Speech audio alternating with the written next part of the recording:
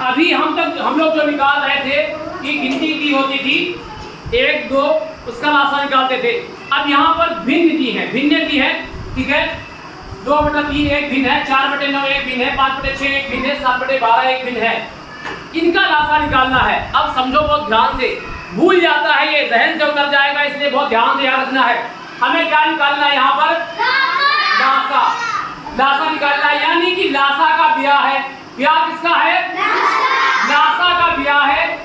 अब जिसका ब्याह होगा सहरा उसी के सर तो बंधेगा। नहीं समझाई? सहरा कौन बांधेगा? दूल्हा। दूल्हा कौन है? लासा। लासा क्या है?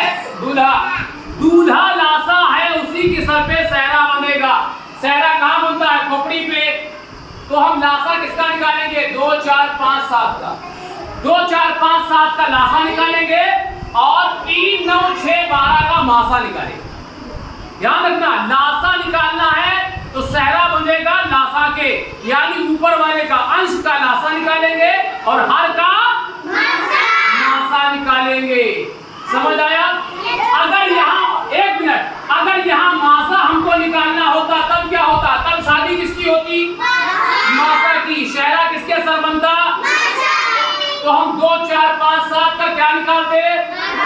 मासा निकालते। समझ आया? और नीचे वाले हाथ का क्या निकालते? लासा निकालते। क्लियर? चलो देखो, 2 4 5 7 का क्या निकालेंगे? लासा, क्योंकि शादी लासा की है तो पहले काम लासा का होगा। ठीक है। अब इसका क्योंकि लासा निकालना है, अभाज्य गुणनखंड करेंगे सब एक साथ। तो किससे काटेंगे? 2 से। 2 1 कम 2, 2 दूनी 4, 5 कटेगा? 7 कटेगा? आगे बढ़ो। फिर 5 कटेगा? 7 कटेगा? किससे काटेंगे? 5 7 कटेगा? हो गया। लासा बराबर हो जाएगा 2 गुणे 2 गुणे 5 गुणे 7। गुणा करो, 2 दूनी 4 पंजे 20 और 20 सत्ते 140। 20 सत्ते 140। ऊपर वाले का लासा हमारा आ गया 140। नीचे वाले का क्या निकालेंगे? मासा। नीचे वाले का मासा। क्या निकालेंगे? मासा।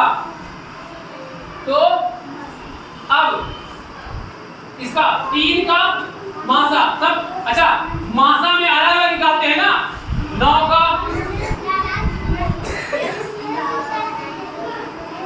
9 का 6 का और 12 का। क्लियर? क्लियर? ये किससे कटेगा? ये किससे कटेगा?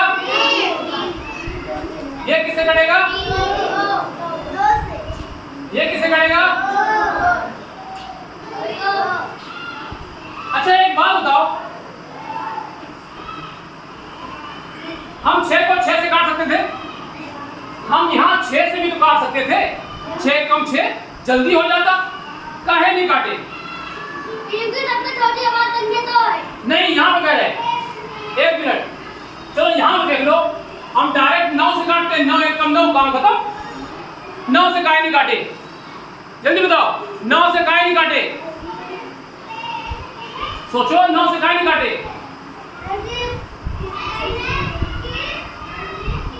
क्योंकि हम अभाज्य गुणनखंड कर रहे हैं। 9 अभाज्य कहाँ है? 6 से नहीं काट सकते क्योंकि 6 अभाज्य नहीं है। नहीं समझ आया? जैसे 9 एक भाज्य संख्या, अभाज्य नहीं है। हम कर रहे हैं अभाज्य गुणनखंड, तो 9 को 9 से नहीं काट सकते, 3 से काटेंगे। हमेशा अभाज्य संख्याओं से ही काटेंगे। क्लियर? समझ गए? अब चेक करो कॉमन क्या है। यहाँ 3 है, यहाँ 3 है, यहाँ 3 है, यहाँ 3 है। तो हमारा मासा बराबर 1 आ गया 3। उसके बाद यहाँ तो काम खत्म हो गया। चारों में कॉमन होना चाहिए था। चारों में कॉमन होना चाहिए था। 1 के 3 है और चारों में 3 कॉमन है, तो मासा क्या होगा? अरे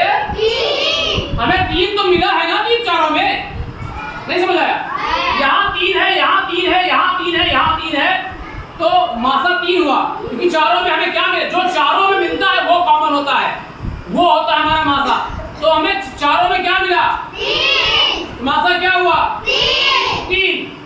लासा क्या था? 140 और मासा क्या आया? 3।